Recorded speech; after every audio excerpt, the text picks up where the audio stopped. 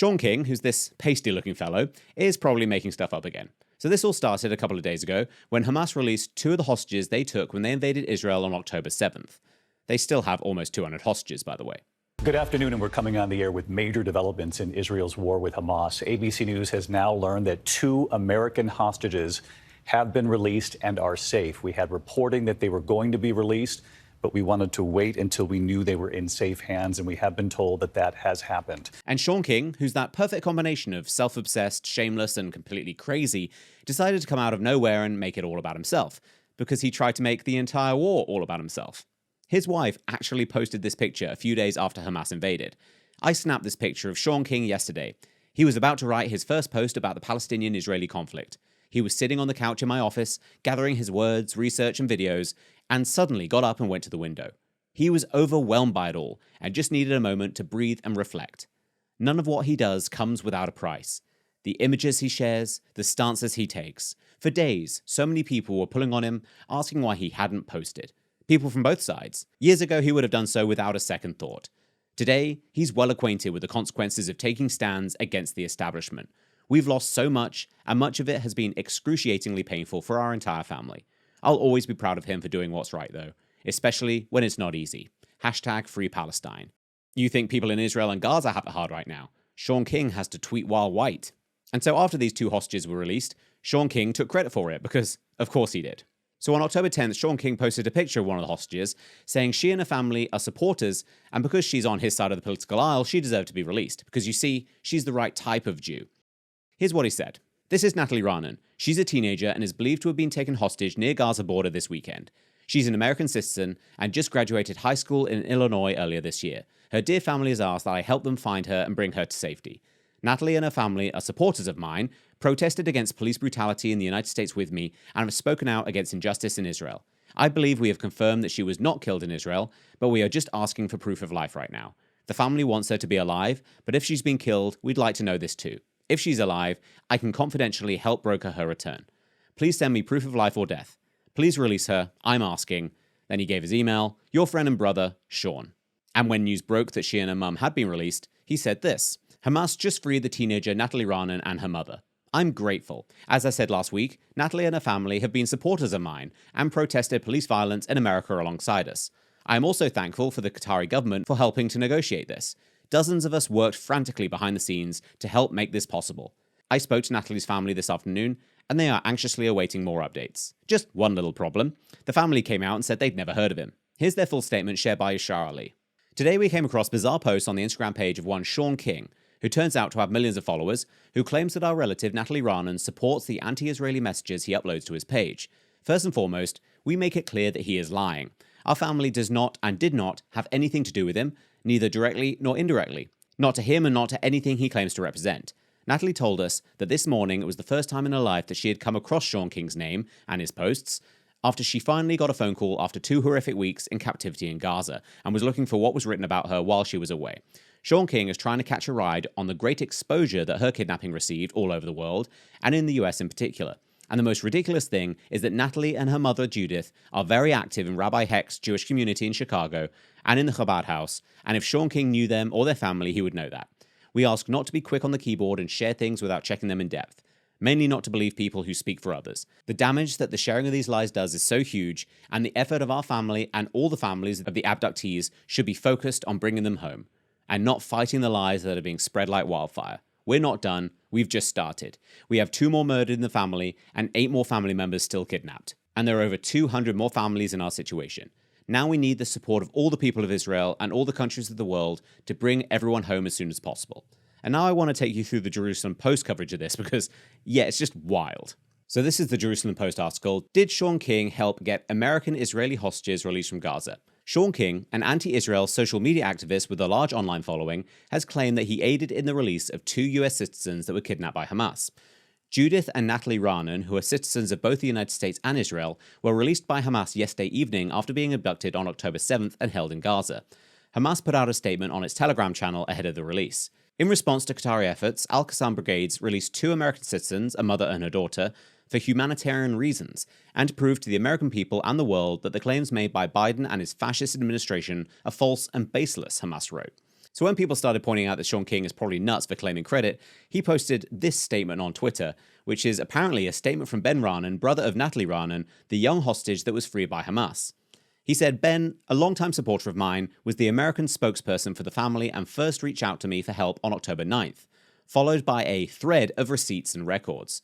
So the statement says, Hi everyone, I want to thank all of you for your support in this difficult time. Words cannot express the joy that I felt when the unexpected news of Judith and Natalie's release came through. However, I do need to clear up a misunderstanding that has occurred within the media. When this first happened, I reached out to activist Shaun King as I knew he had many connections within the Palestinian government. While Shaun and I do have slight disagreements politically, we both agree that human life is the most sanctified value on this earth.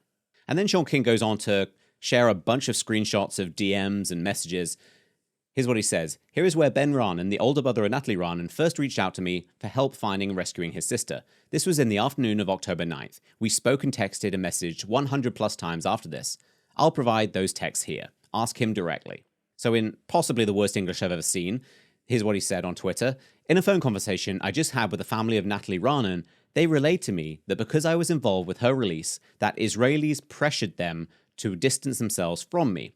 They also relayed that they do not feel safe in Israel right now as a result. So then the Jerusalem Post looks at, did King really help free the American-Israeli hostages? Many social media users have been quick to reject King's claims that he was responsible for the hostages' release. One user wrote that one of the biggest anti-Semites, Shaun King, in the United States, who calls IDF soldiers murderers, wrote on October 10th in a post that he is doing everything he can according to the request of the family of these hostages to release them.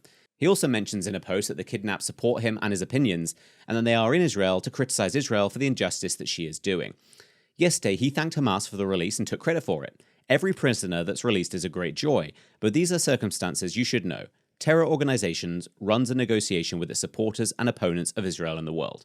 So in other words, no actual proof that he did anything to secure their release beyond the fact that he talked with the brother. So her brother reached out on social media, they talked a bit, and now Shaun King was the one who got them released.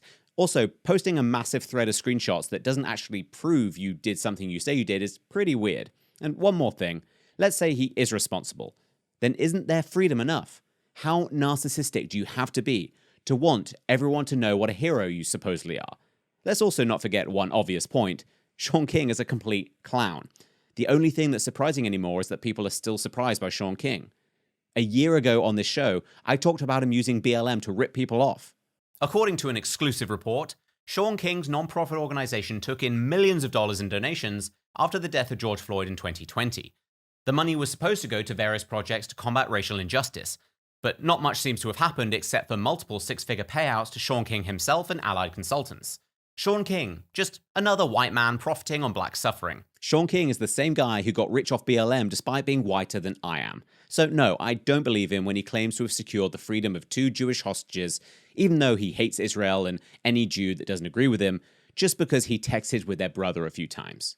I guess we have learned something though. White people might be just as full of themselves as people say.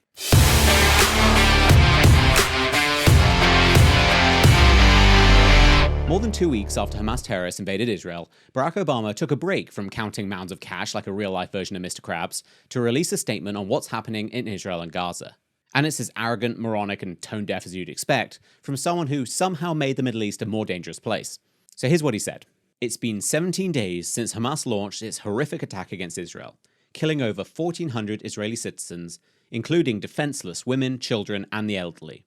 In the aftermath of such unspeakable brutality, the US government and the American people have shared in the grief of families, prayed for the return of loved ones, and rightly declared solidarity with the Israeli people. Okay, so far so good. The first paragraph has to be kind of normal. As I stated in an earlier post, Israel has a right to defend its citizens against such wanton violence, and I fully support President Biden's call for the United States to support our longtime ally in going after Hamas, dismantling its military capabilities, and facilitating the safe return of hundreds of hostages to their families. Okay, a few things. One, I hate the arrogance that comes with the phrase, Israel has a right to defend itself. People don't say this about any other country. When Russia invaded Ukraine, were people falling over themselves to say that yes, Ukraine has a right to defend itself? No, because it's assumed. But when it's the Jews, they apparently need the permission of people like Barack Obama to not just sit there and be slaughtered like cattle. How nice of him to give them his blessing. Also, notice his squishy language, dismantling the military capabilities of Hamas. Hamas isn't a military organization, it's a terrorist organization. This is the same bullshit PC nonsense we're seeing from media outlets, terrified of taking a side against people who raped women in the street, pulled children's eyes out and cut off fingers and limbs, burned families alive, and murdered people in their beds. And then, after 2 paragraphs, we get to the classic real Barack Obama, both sides crap, that really is to blame for this latest attack.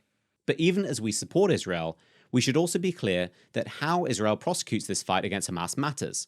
In particular, it matters, as President Biden has repeatedly emphasized, that Israel's military strategy abides by international law, including those laws that seek to avoid, to every extent possible, the death or suffering of civilian populations.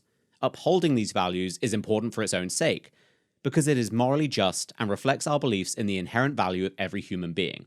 Upholding these values is also vital for building alliances and shaping international opinion, all of which are critical for Israel's long-term security. Okay, so what's he saying here? He's blaming every single civilian casualty in Gaza and other Palestinian areas on just one side, Israel. If they fail to avoid these casualties, which they will, then they're to blame for the collapse of any made-up alliances and international opinion, all of which are apparently critical for Israel's long-term security. What is he talking about? Again, it's the same arrogant crap that Israel needs other people's permission to even exist. And back to the civilian problem, he hasn't mentioned yet that Hamas intentionally hides behind its own people, but he never mentions at all that Israel does more than any other country to avoid civilian casualties. So with one side of his face, he's saying that Israel has a right to defend itself and going after Hamas is the right thing to do, but on the other, he's not admitting that Hamas are forcing Israel to choose between harming civilians and doing nothing. If they do nothing, Hamas wins. If they attack in any way, it's impossible to avoid civilian casualties, even with everything Israel already does to minimize this, like roof knocking and warning text messages, so Hamas wins again. Obama knows this, he just doesn't care. And let's not pretend for a second that Obama gives a shit about civilian casualties.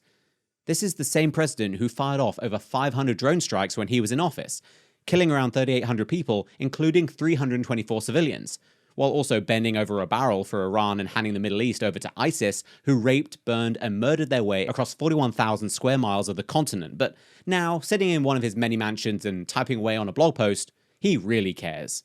This is an enormously difficult task. War is always tragic, and even the most carefully planned military operations often put civilians at risk. As President Biden noted during his recent visit to Israel, America itself has at times fallen short of our higher values when engaged in war. And in the aftermath of 9/11, the US government wasn't interested in heeding the advice of even our allies when it came to the steps we took to protect ourselves against al-Qaeda. Now, after the systematic massacre of Israeli citizens, a massacre that evokes some of the darkest memories of persecution against the Jewish people, it's understandable that many Israelis have demanded that their government do whatever it takes to root out Hamas and make sure such attacks never happen again. Moreover, Hamas's military operations are deeply embedded within Gaza, and its leadership seems to intentionally hide among civilians, thereby endangering the very people they claim to represent. Still, the world is watching closely as events in the region unfold, and any Israeli military strategy that ignores the human cost could ultimately backfire. Already, thousands of Palestinians have been killed in the bombing of Gaza, many of them children. Hundreds of thousands have been forced from their homes.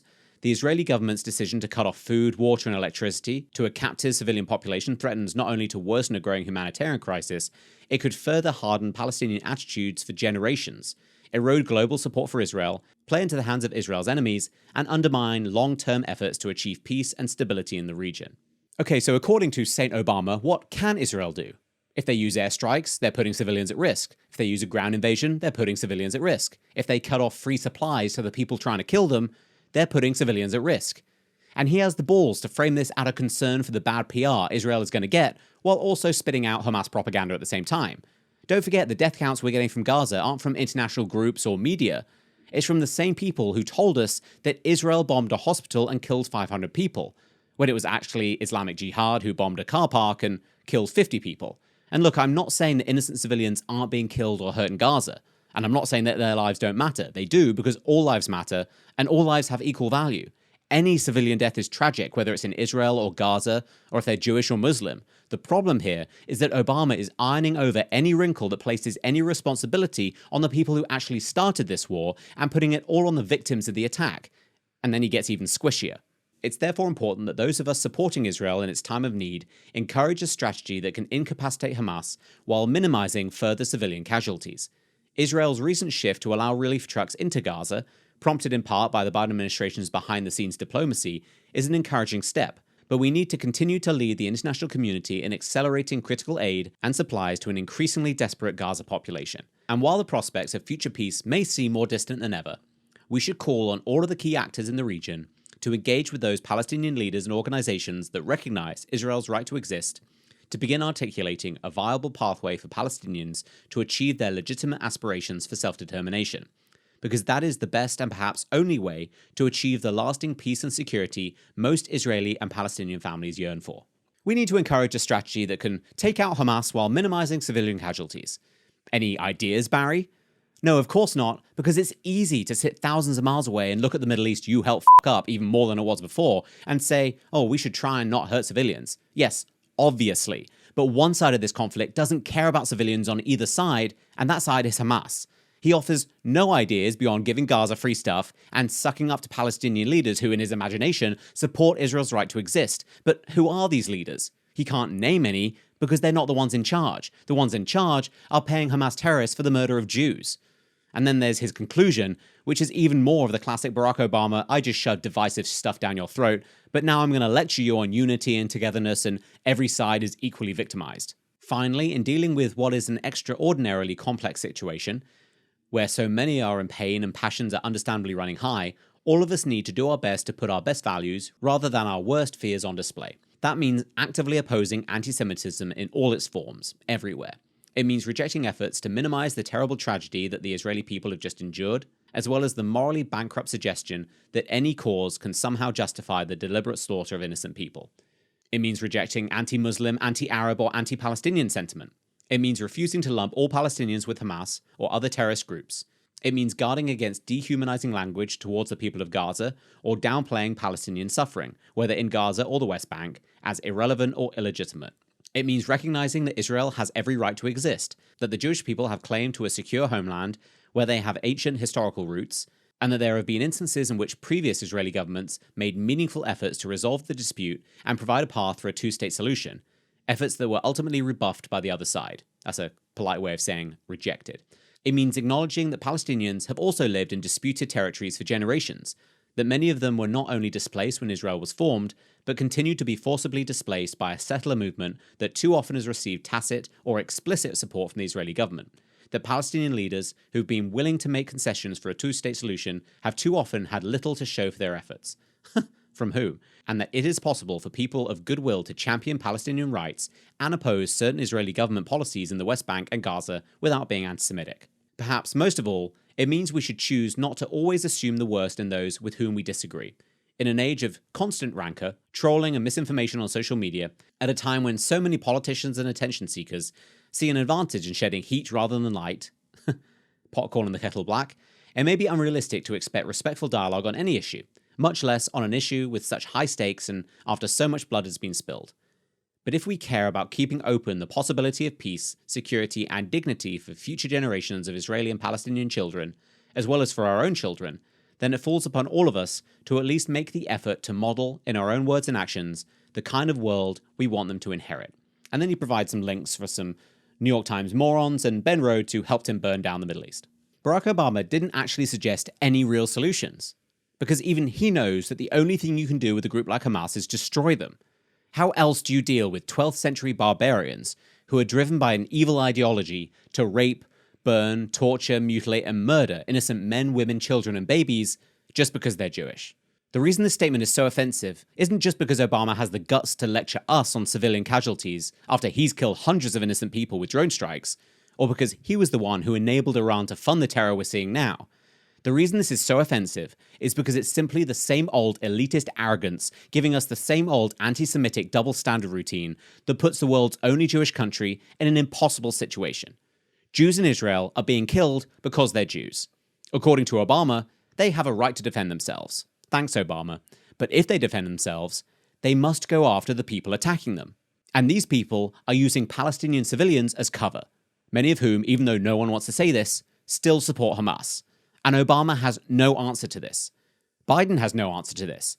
Blinken has no answer to this. No one has an answer to this if they're unwilling to admit the obvious. Civilian casualties are tragic, but when your enemy is using them as human shields, you can't avoid them. And if the fact that civilian casualties are inevitable upsets you, and it really should, then maybe your anger should be directed at the people using them as human shields, instead of the Jews who are daring, for the first time in history, to actually fight back. Yesterday, I spoke with Michael. Michael is a lovely boy, 9 years old. Love football, is an influence of Barcelona. On October 7, early in the morning, Hamas terrorists entered his home and murdered his parents and kidnapped his little sister, Abigail, 3 years old. Michael and his other sister, Amalia, 6 years old, managed to hide in the closet, and they heard how their parents were murdered.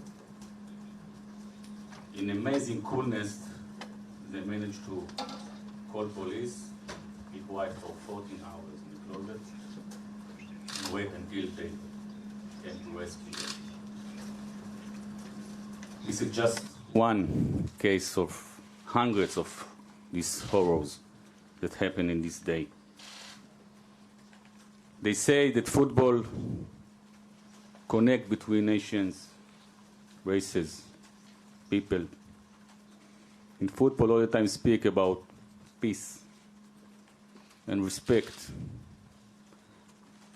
And I really ask, where is the respect for those 1,400 people that murder? Innocent young men and women that just want to go to celebrate in a peace party, and slaughtered one by one. Entire families burned alive in their home, alive. Girls raped before being murdered, and also after. A pregnant woman, those monsters cut open her stomach and shot the baby.